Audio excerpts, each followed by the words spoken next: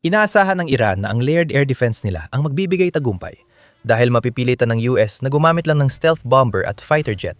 Babagsak ang ibang sasakyang panghimpapawid. Pero matagal nang patay ang mga planong yon. Ngayon, may mga AH-6 na Put-4 Apache at A-10 Warthog na ang US na nagsasagawa ng operasyon sa Iran. Binubuhos nila ang impyerno sa militar ng Iran.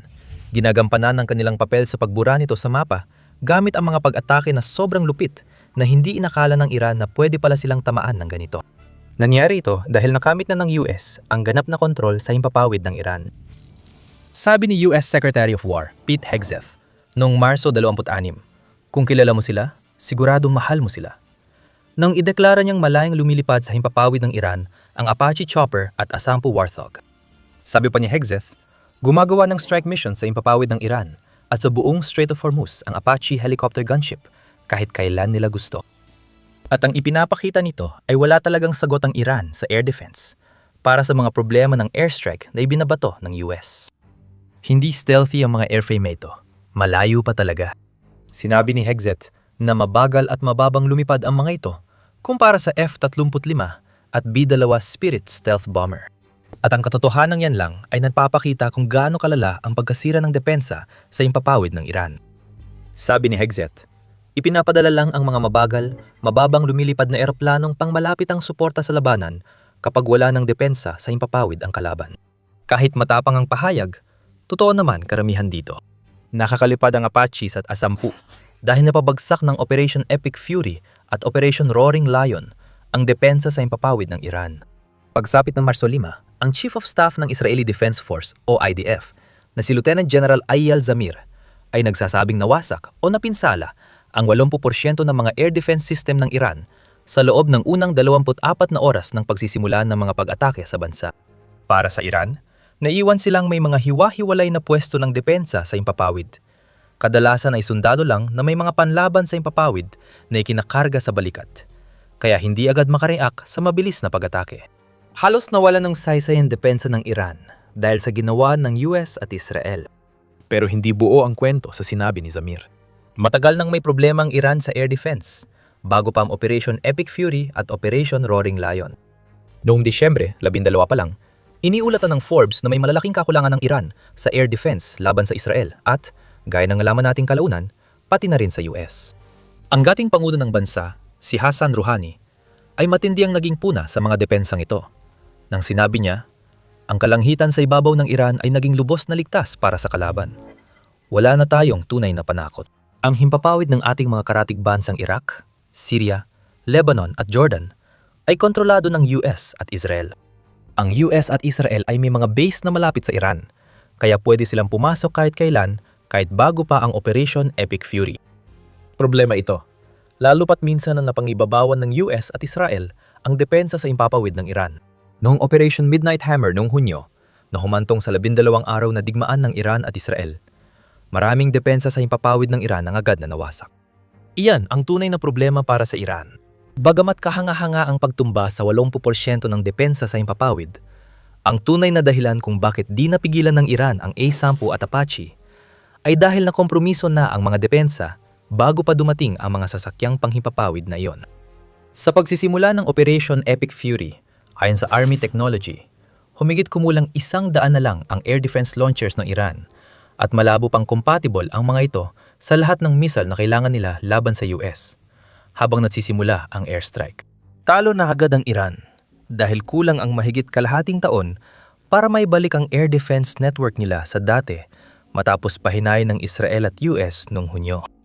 Iyan ang dahilan kung bakit nagagawa na ngayon ng mga Apache at A-10 na burahin ng mga target militar sa buong Iran.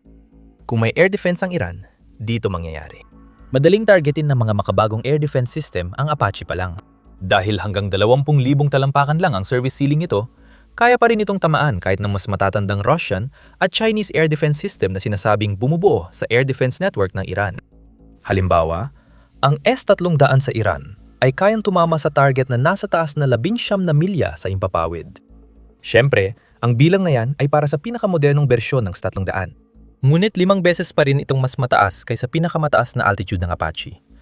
At kahit ang mas lumang mga bersyon nito ay kayang magpaputok ng mga misil na malayang lumalampas sa service ceiling ng Apache. Pinapakita ng paglipad ng Apache sa Iran na tama si Hegseth tungkol sa air defenses ng Iran. Sa kabuuan, tama siya. Hindi natin dapat kalimutan na ang 80% ay hindi 100%. May air defense systems pa rin ang Iran, pero di tiyak kung ano at saan ang mga ito. Ayon sa Army Recognition, ang pag-operate ng A-10 at Apache sa Strait of Hormuz ay nagpapakita nito. Ang US ay nakabuo, kahit paano, ng malalaking lokal na zona ng air superiority. Malamang kaya nitong panatiling bukas sa mga rutang yon gamit ang electronic warfare, forward basing, at pagsupil sa mga air defense na posibleng ipwesto ng Iran laban sa US na eroplano. Ang air superiority ay nagiging air supremacy. Ibig sabihin, mas malaki pang kontrol ng US sa himpapawid ng Iran. Bago yan, mag-focus muna tayo kung paano ginagamit ng US ang A-10 at Apache sa Iran. Ipinapahiwatig ng mga pahayag ni Hegseth na ang pangunahing focus ng dalawa ay ang paulit-ulit na searches sa mga daluyan ng tubig ng Iran, lalo na sa Strait of Hormuz. Kung ganun nga ang kaso, tiyak na ang mga ito ay mga plataporma na may mga kakayahan na akmang-akma para sa particular na trabahong iyon. Ang A-10 na may titanium baluti, maraming backup na flight system, kayang lumipad ng mababa, at GAU-8A 30mm cannon na kayang magdurog ng bakal ay tila ginawa para sa layuning iyon. Para harapin ang mga bangkang pang-ataking ginagamit ng Iran laban sa mga barkong pangkalakal na nagtatangkang dumaan sa kipot. Bagaman orihinal na dinisenyo bilang tagapuksa ng tangke na maaring magbigay ng suporta sa mga puwersang panlupa, ang A-10 ay naging isang all-around na plataporma na maaring gamitin kapag napatumba na ang air defenses ng kalaban.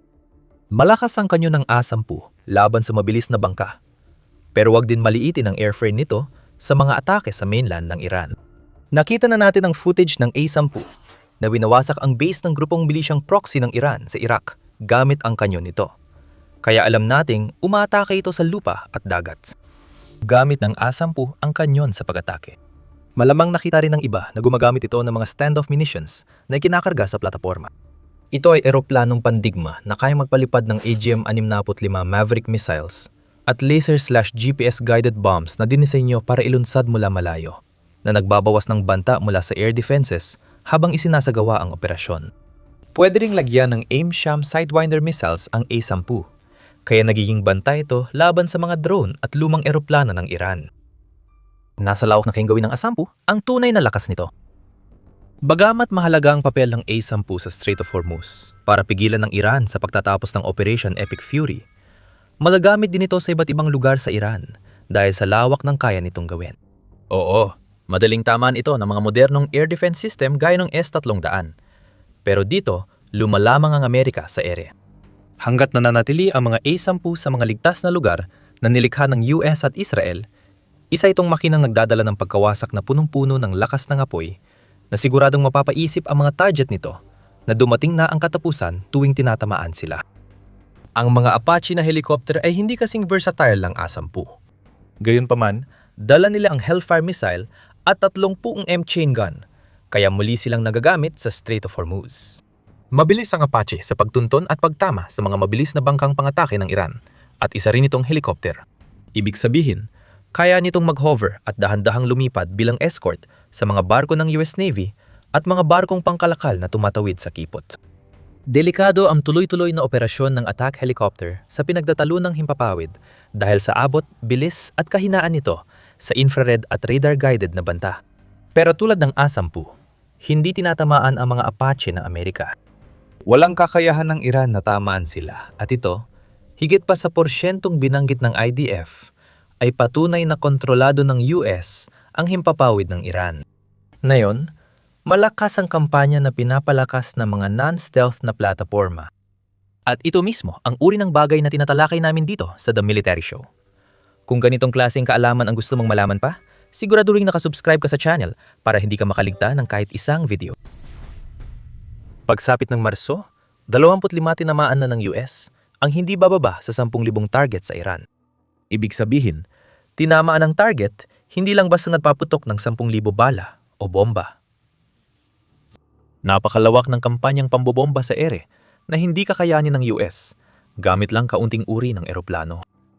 Kailangan ng high capacity ng plataporma gaya ng lumang bomber ng Amerika at A-10 para suportahan ng tuloy-tuloy na apoy ang mga fighter jet at stealth bomber sa mas eksaktong misyon sa Iran. Matindi ang naging epekto nito sa militar ng Iran. Mga leader ay napapatay kaliwa at kanan mula pa kay dating kataas-taasang pinuno Ali Khamenei, isa sa unang biktima ng Operation Epic Fury. Sabi ng US, 92% ng barkong pandigma ng Iran ay nawala sa laban. At 70% bumaba ang pagpapalipad nila ng misil dahil sa kampanyang sumira sa kanilang mga lugar ng paglulunsad ng misil. Matindi ang tama sa mga sentro ng utos at kontrol, pati na rin sa mga pasilidad ng produksyon, at tila ang A-10 ang nasa sentro ng lahat ng ito. Ang mga mabilisang bangka sa Strait of Hormuz ay kailangang harapin ang attack aircraft at Apache helicopter. Sa lupa, halos lahat ng military node na walang air defenses ay pwedeng atakihin ng A-10 kahit kailan.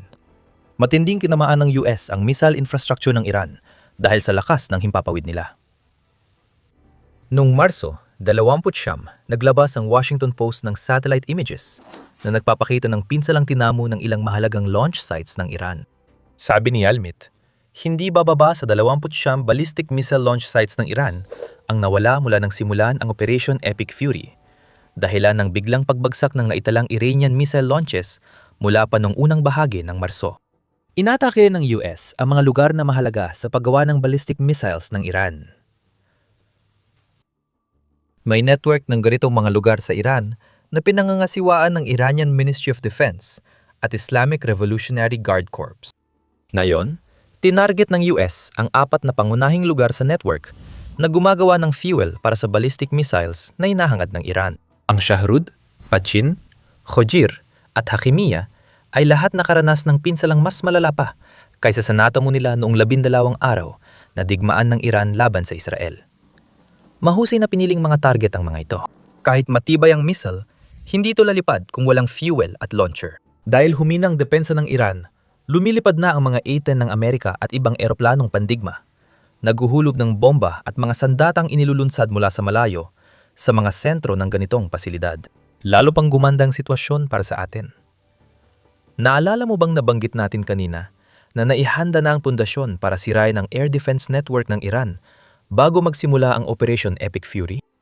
Mukhang naging bahagi ang mga A-10 sa tuluyang pagwasak ng natitirang depensa sa himpapawid ng Iran mula pa sa mga unang araw ng Operation Epic Fury. Sabi ng Army Recognition, isa sa mahahalagang dahilan ng presensya ng Apache at A-10 sa Iran ay ang maagang pagkamit ng pang-inghibabaw sa himpapawid ng Amerika. Ang mga stealth platform gaya ng F-35 at B-2 Spirit ang naging sentro ng balita sa mga unang araw ng operasyon, dahil nakapasok sila sa Iran nang hindi namamalayan para atakihin ang mahahalagang pasilidad militar. Kasama rin ang F-22 sa mga naunang alon dahil sa kanilang stealth, na pumipigil sa air defenses ng Iran na mapabagsak sila. May saysay lahat ng yon. Pero walang saysay ang presensya ng mga A-10 sa panahong ito. Nagawa ng US na pagsami ng stealth platform, cyber, at electronic warfare o EW para pahinay ng air defenses ng Iran kahit hindi pa nasisira ang mga sistema. Ang pag-abala ng US sa radar at sensor network ng Iran gamit ang mga operasyon sa kalawakan at ialabing 8G Growler aircraft na may EW equipment ay lumihan ng pansamantalang mga daanan kung saan nabawasan ng banta mula sa air defenses. Binuksan nito ang daan para makapasok ang mga A-10 at Apache, tamaan ng target, at makalabas bago muling gumana ang air defenses ng Iran. Binubuksan din ng parang ito ang posibilidad na gamitin ang A-10 pang-atake sa mga unit ng air defense ng Iran na naapektuhan ng cyber at EW operations. May irony sa paraan na yon. Ang mismong uri ng platapormang dapat sana'y kayang hadlangan ng mga depensang yon ay siyang naging dahilan ng pagkawasak nila. Malayang lumilipad ang A-10 at Apache sa Iran. Patunay na papalapit na sa aerial supremacy ang air superiority na tinatalakay natin. May mga naniniwala na ganyan na ang sitwasyon sa Iran, kabilang si dating US CENTCOM Commander at CIA Director David Petraeus. Hindi na talaga kami nababahala sa puntong ito tungkol sa air at ballistic defenses ng Iran. Basta't manatili ka lang sa taas ng abot ng mabibigat na machine gun at ibig sabihin nito ay talagang kaya mo magpakawala ng lakas, ayon kay Petraeus. At dagdag pa niya, masasabi kong meron na talaga tayong air supremacy ngayon, hindi lang air superiority. Pero sa tingin ko, tama lang na mag-ingat ang mga tao sa mga ganitong uri ng pagtataya sa publiko. Mahalaga nga talaga ang pag-iingat.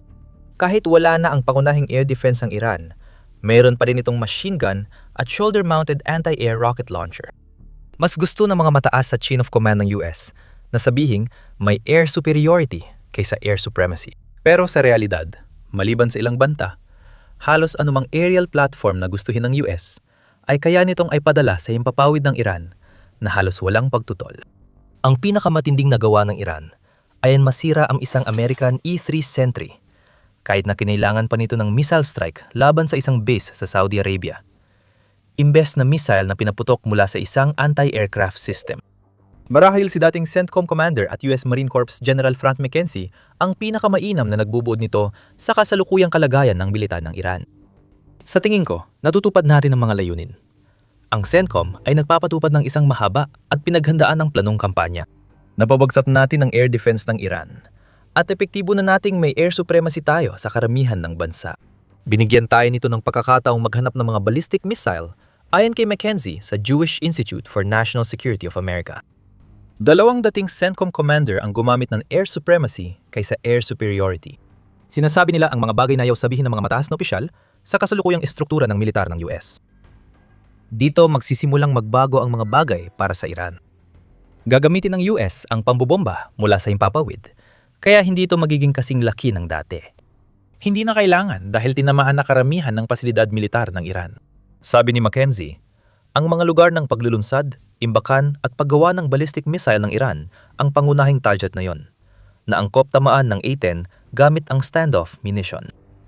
Ipapadala ang mga A-10 sa mga ligtas na bahagi ng himpapawid malapit sa mga missile site ng Iran para ilabas ang kargamento at bumalik sa base. Ang mga hindi lilipad sa ibabaw ng mainland ng Iran ay gugugulin ang kanilang oras sa pagharap sa mga mabilis na bangka sa Strait of Hormuz, kasama ng mga Apache helicopter na binanggit ni Hegseth. Ayon sa The Wall Street Journal, mahalaga ang dalawang platapormang ito, kaya sila ang nagpasimula ng labanan sa Strait of Hormuz. Maaring abutin ng ilang linggo bago malinis ng US ang strait mula sa mga anti-ship missile sites, mabilis na bangka, at iba pang gamit militar ng Iran. Sabi ni General Dan Kane, Chairman ng Joint Chief of Staff, ang mga A-10 at Apache ay nag-ooperate sa timog ng strait. Sabi ni Kane, ginagamit ng mga kaalyado ng Amerika ang Apache laban sa mga drone na pang-isahang atake.